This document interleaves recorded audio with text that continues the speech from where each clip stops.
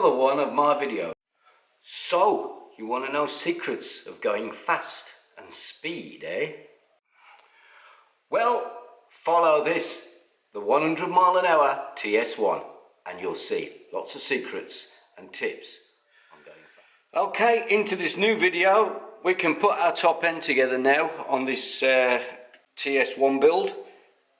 It's not that fancy, but it is going to do some really good speed. And there's a certain few things that we're going to do that's going to show you why it's going to do that kind of speed. So let's get this back together. First of all, we'll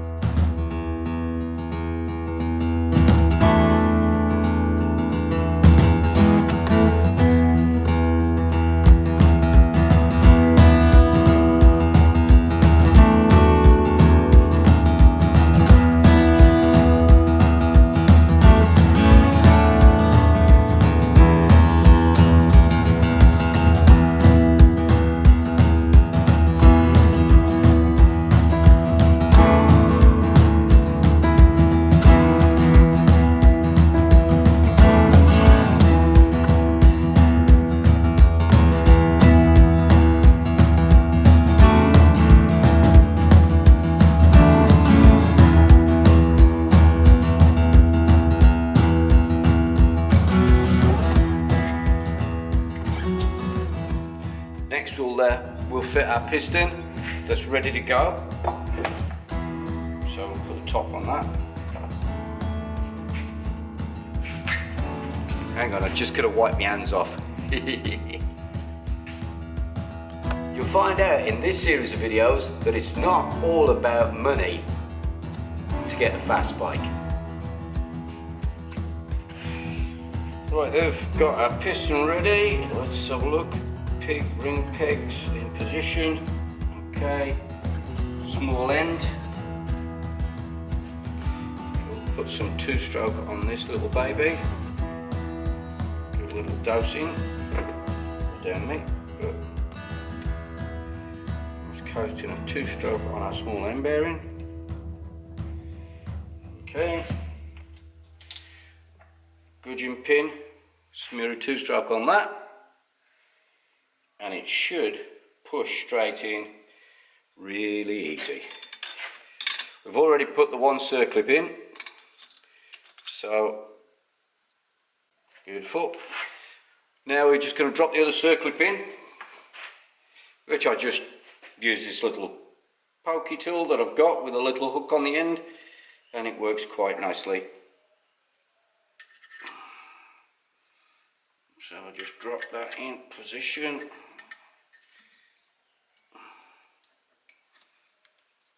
It's not quite in position. Come on, baby. That's it.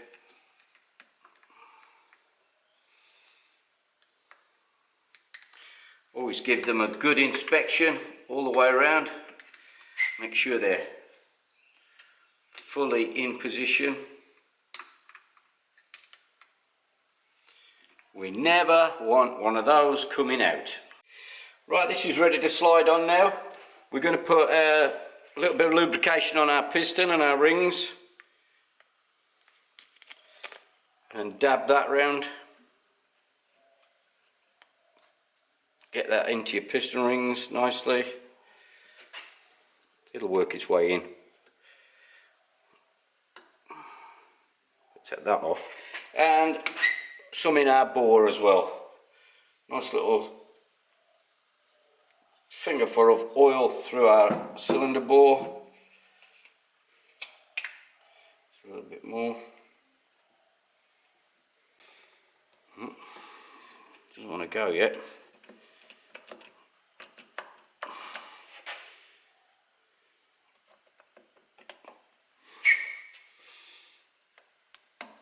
Ah, finally. Okay, it's going on.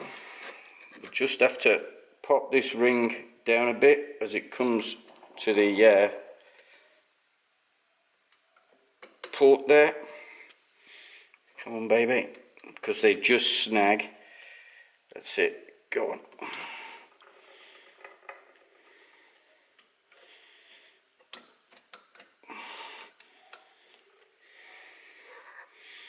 And that's it, it's gone past. Okay, so that's now down and tight. Right, we're on.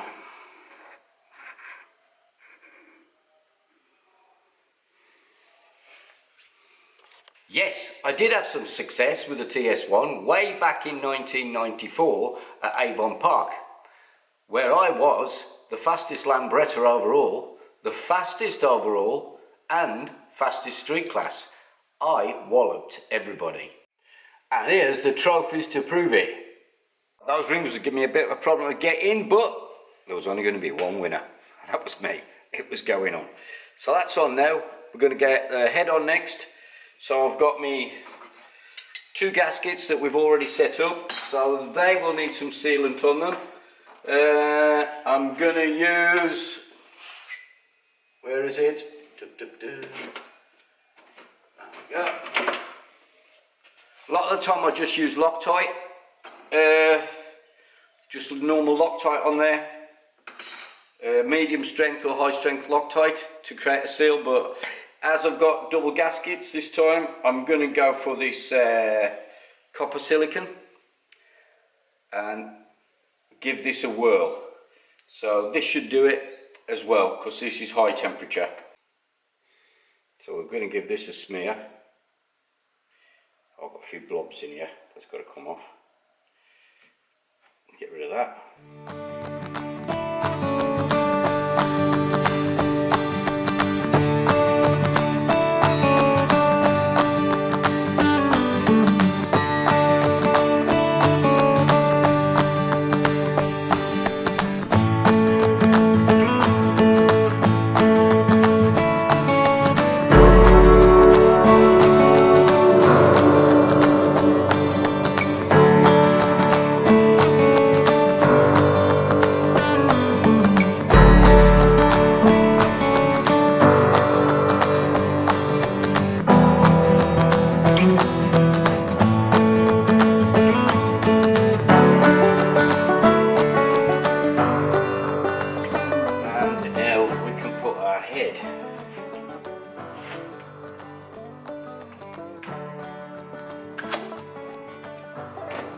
Oh yeah.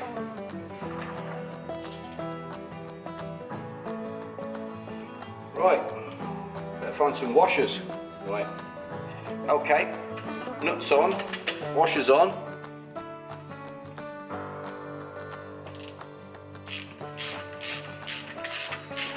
I hope I didn't miss any video footage out.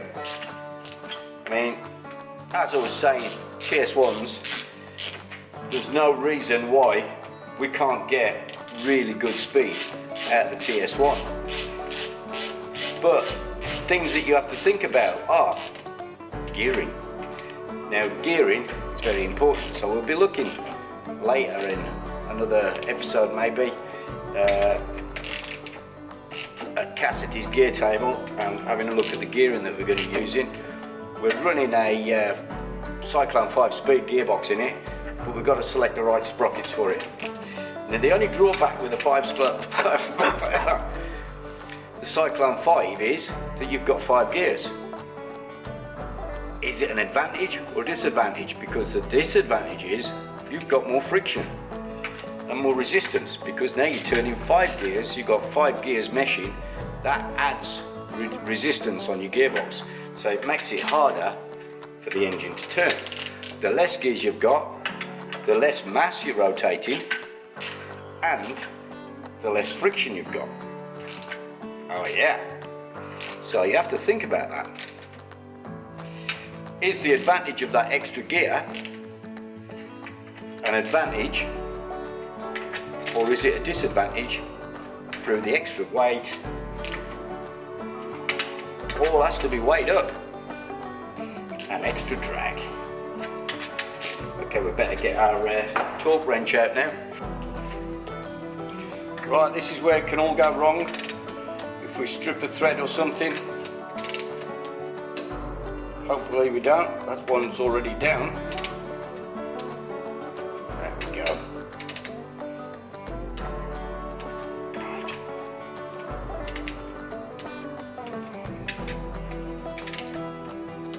Right, get at 18.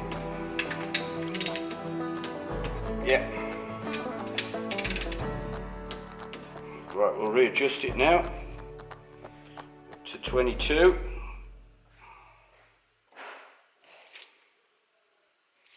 And go again. That's better.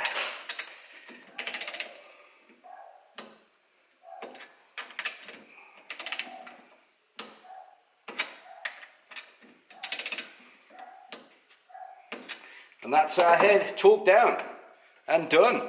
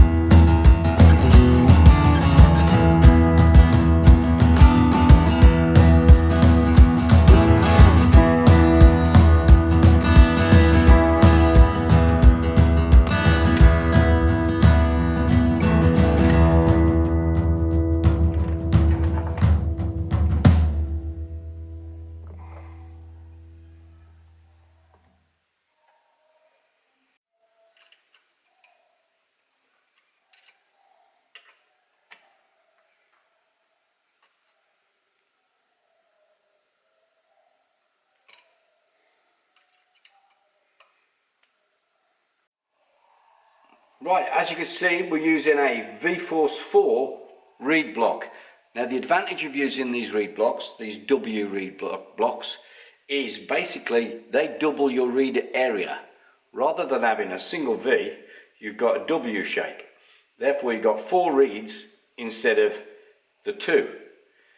Now, basically it doubles the area of your reed. So in a smaller reed block, it's made it far more efficient. And that's why we can run a 39mm carburetor on our TS1. If you're running a normal reed block on the TS1, 34 is about the biggest you can go, because the reed block just can't handle the flow. But with this V-Force reed block, we can go bigger. So now we're going 39mm K in. So this is the manifold we're going to be using. So let's get that sealed. Get that nicely on there and bolt it down. Nice and free, lovely. Okay, sealant's on there. I've got these Allen bolts here with the very wide head, which I normally use on starter plates. So these will spread the load on the rubber manifold. Right, yep. As we were saying, there's more tricks to going fast than just buying expensive parts and bolting them on. One of the main things that slows an engine down is mechanical loss and drag. So everything you can reduce drag on and loss on increases power and increases speed at high speed, because that's where it'll have its most effect at your top speed. So if you've got drag in your gearbox, in other words, the gears, too many gears, that will create a loss of power. So if I'm running 6 or 7 speed gearbox, the more gears you add in there, you just got more gears to turn and more friction in between all the cogs. So that is robbing power. So sometimes it's better to have less gears. So 4 speed could be even better than a 5 speed, because if you're going just for top speed, you don't really need to pull off the mark. So you can have a slow start and run 4 gears and just still have a good top end, because you've got less drag on the gearbox. By putting a 5 speed in, okay, we've got more gears to go through, but we've also created more drag internally in the engine. So if you've got ideas of what will increase your speed and increase power of the engine without doing tuning, i.e. like I've just said, actually reducing the amount of gears in your gearbox, some people have removed first gear completely and put a spacer instead, and that gives you 20%, 25% less mass in your gearbox. So that's an idea. We could lose the first gear and substitute it with a spacer. So if anybody's got ideas and they think that'll improve top speed and give you a faster bike, leave them in the comments below, because anybody can have a great idea. It's just think about it and come up with something interesting that you believe can make a difference. It could be aerodynamics, it could be something you can do with mechanical losses, it could be wheel bearings. Right, it's not good. I've had the leak down test kit on it and it leaks like a sieve. So we narrowed it down to the culprit being the inlet manifold. Now my inlet manifold, as you can see, was a TS1. It's had the front chopped off and a flat flange welded onto it. But unfortunately, around the bottom here, it's leaking straight through the side. So from the inside of the manifold, it's coming straight through where the two pieces are joined together, and it's leaking right here all the time. So I need to order a new manifold. It's seen better days anyway. So that means this project is going to get delayed a little bit.